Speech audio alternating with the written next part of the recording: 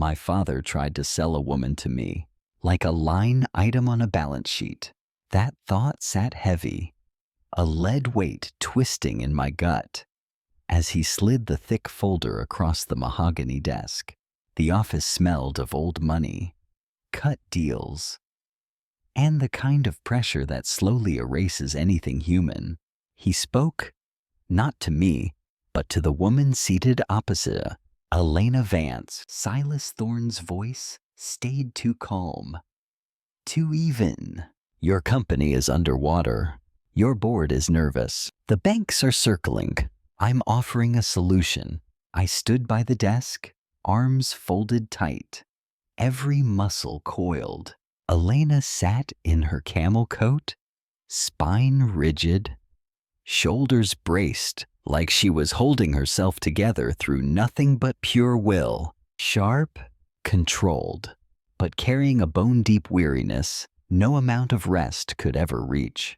Dark hair pulled back, jaw set, eyes that caught everything. My father, in his tailored suit of perfect composure, went on. We buy your debt.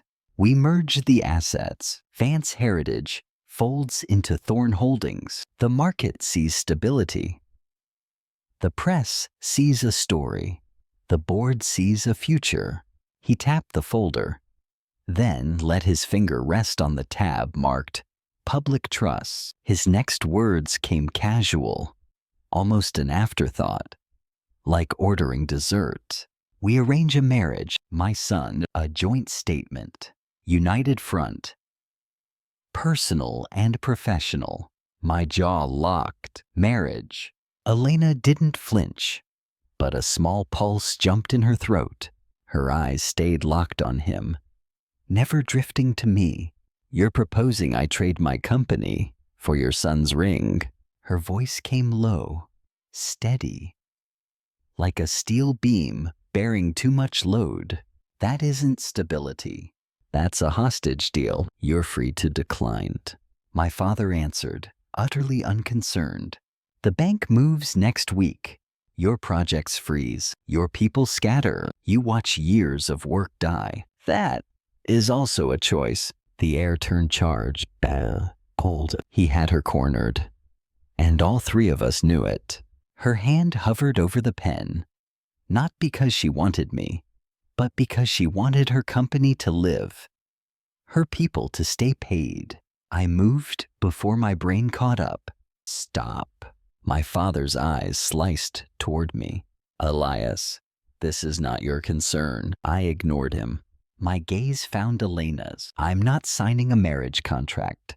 Not for the board, not for the press, not for him. For the first time, her eyes met mine's. Careful, measuring, searching. My father smiled.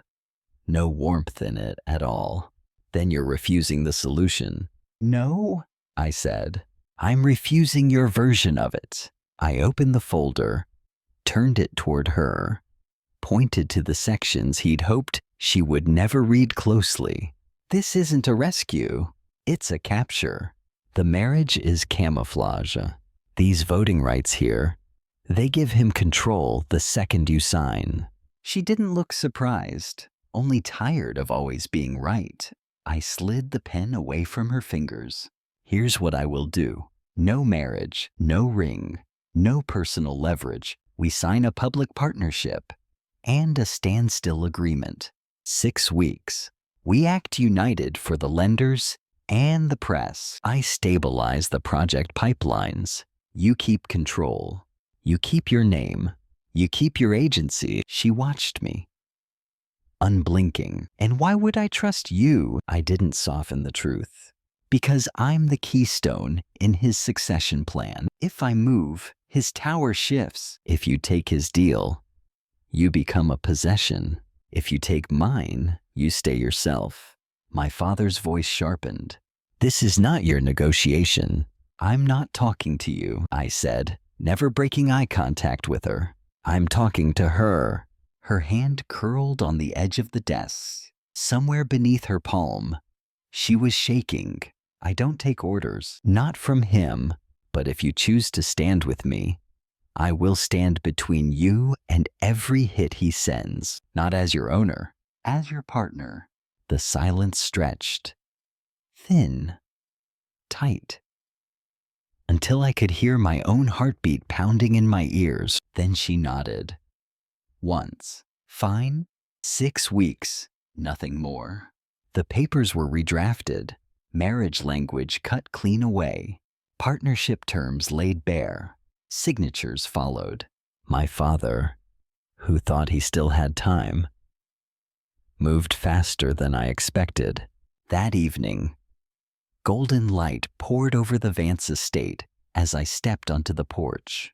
Elena came out of the house, a manila envelope in her hand. This was hand-delivered. I opened it. Bank seal, same day. Default notice, effective immediately. They moved the date. She said, flat. Not money. Reputation. This is a trap.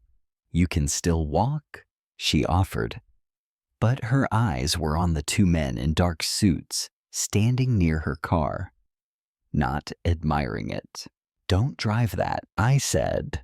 You ride with me. She hesitated, then nodded. Storm clouds gathered. I had chosen a side, and it wasn't my father's.